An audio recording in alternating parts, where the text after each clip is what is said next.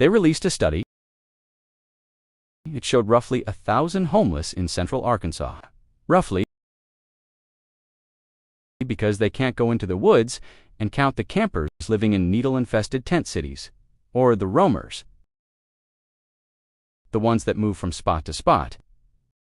Following the voices and what they hear in their heads, I can't prescribe a solution to those guys or gals. And addiction is one of those things that will always be with us because the pain that causes it, the trauma that inspires it, will always be there too. There was another study that said grouping the homeless all in one spot, addicts with addicts, mental with mental, made it easier to provide services and help.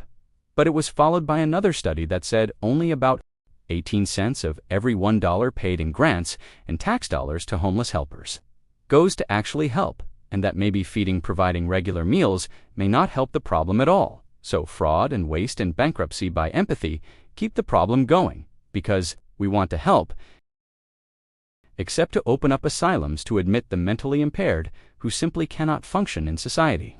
Even if they have a set of problems unique in all their own abuse, waste, and fraud, they're two people flying over cuckoo's nests.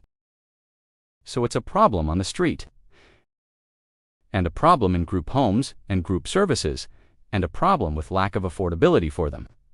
For taxpayers, for us,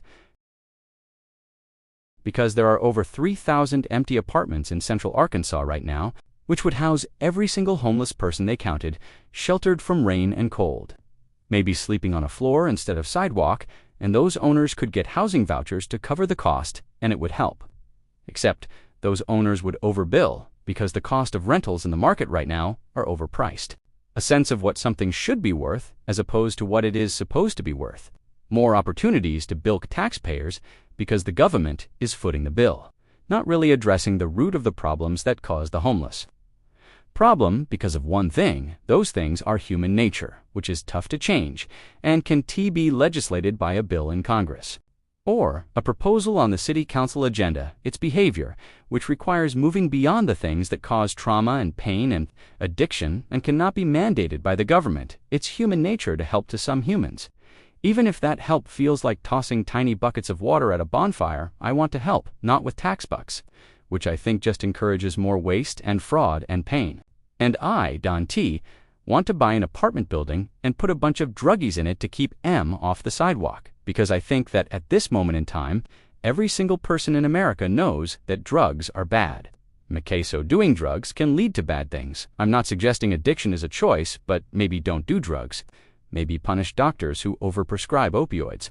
And maybe the pharma companies that created a lot of these drug problems need to be fined and taxed and legislated to pay for places to get folks off the street. Although see what I said about human nature, apply it to greed. And a Pfizer family that owns both a drug distribution company and a place to consolidate their drug-addled clients would turn it into a revolving door of tax-supported payments distributed by senators and congressmen, all on the donation dole to approve it because politicians suck and are criminals, exacerbating the problems and making them worse so they can siphon tax money into their own accounts, and it's easy to point out all the problems.